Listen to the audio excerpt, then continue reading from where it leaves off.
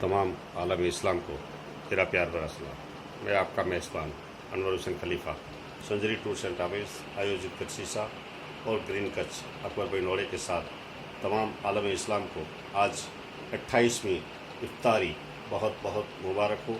और इसके साथ ही आज हमने आपकी खिदमत में 3 सवालात किए थे। पहला सवाल, भारत की सरजमी पे वो महान वली कामिल कौन है जिसके दरबार के आसपास रात 12 बजे के बाद मटन जलता हुआ ऐसी खुशबू आती है और उसे लक़ब भी ऐसा मिला है जिगर सोबता, ऐसी महान हस्ती। उस महान हस्ती का नाम है ख्वाजा हसामुद्दीन चिश्ती जिगर को सोबता। हाँ, ख्वाजा गरीब नवाज के पोते हैं।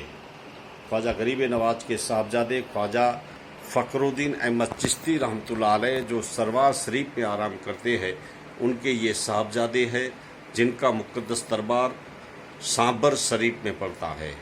सांबर शरीफ अजमेर से जयपुर रोड पे दूदू आता है।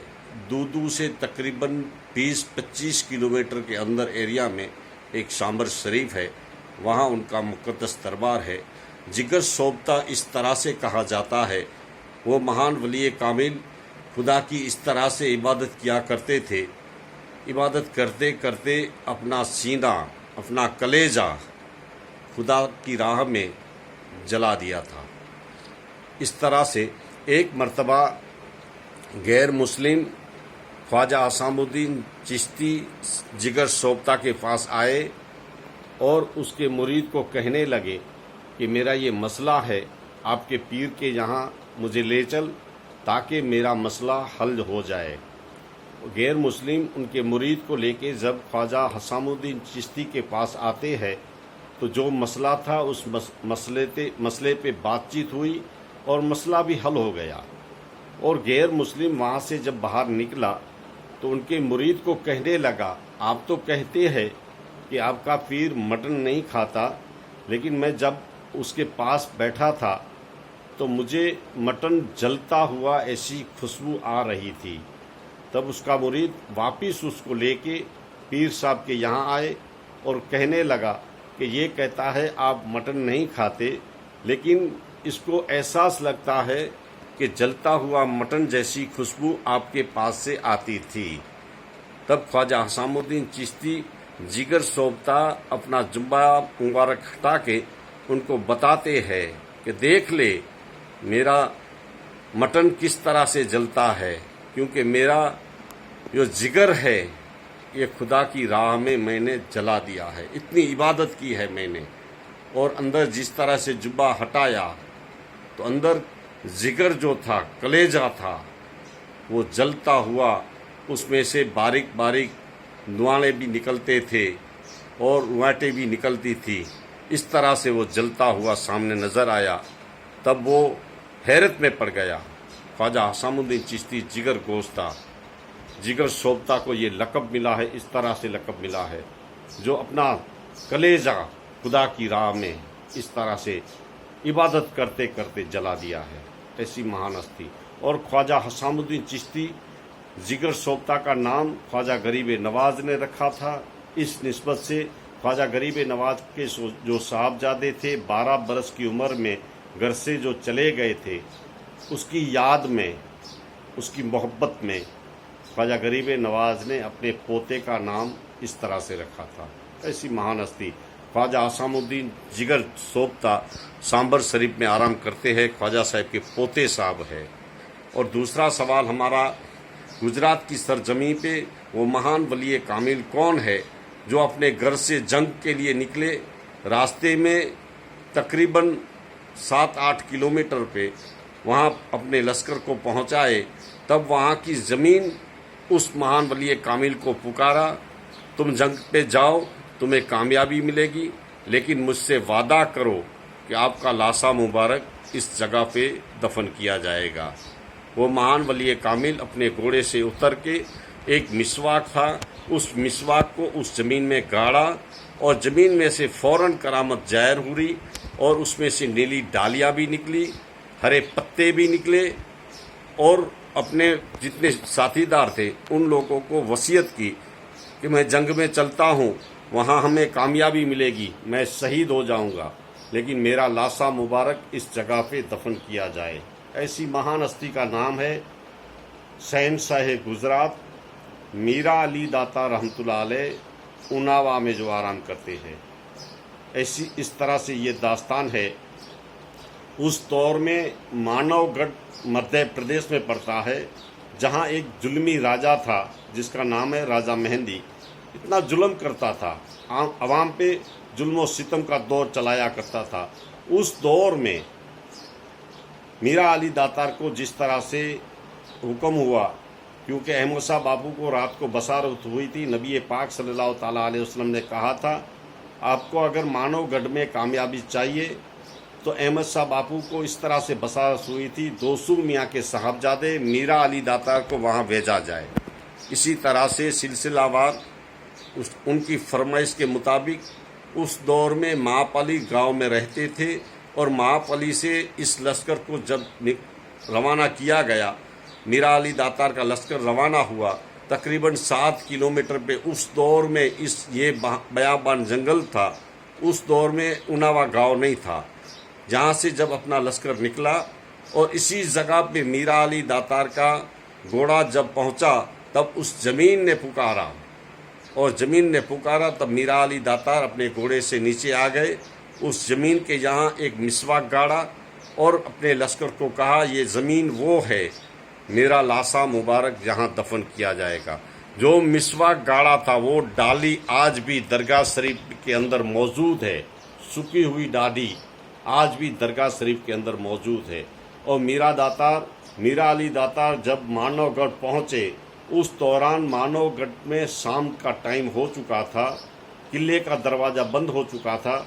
मीरा अली दातार अपने घोड़े को ऊंची छलांग लगाई, 18 फुट ऊंची दीवार घोड़े ने छलांग लगाते हुए मीरा अली दातार का घोड़ा अंदर आया।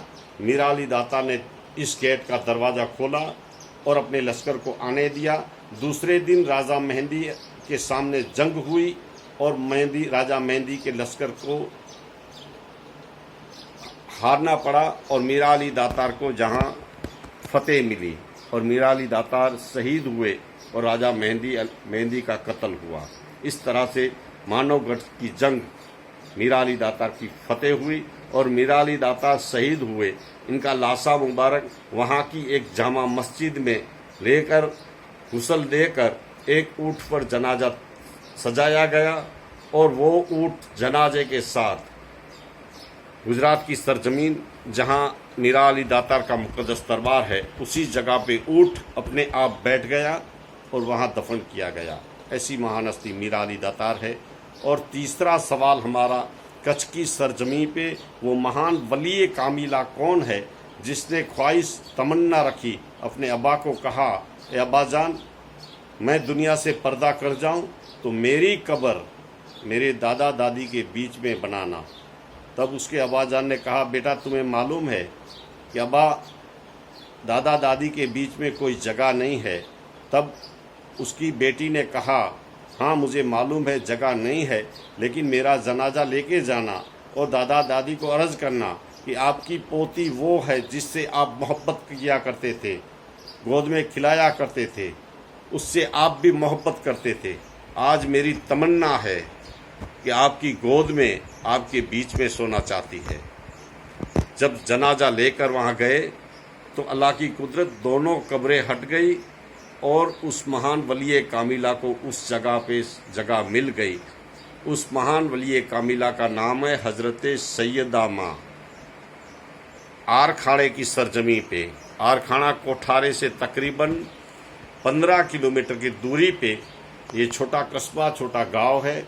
और आरखाना वो छोटा कस्बा, छोटा गांव है क्योंकि आरखाने की सरजमी पे बहुत दिगर बुजुर्गान दीन औलिया कराम आराम करते हैं और बड़ी बड़ी करामतों वाले हैं।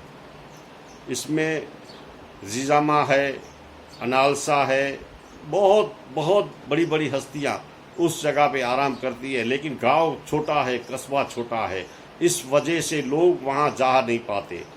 लेकिन आरखाने की सरजमीन वो सरजमीन है कि कच्छ की सरजमीन पे जब कुछ न कुछ होगा तो आर खाने की सरजमीन से कुछ न कुछ खुशबू आएगी।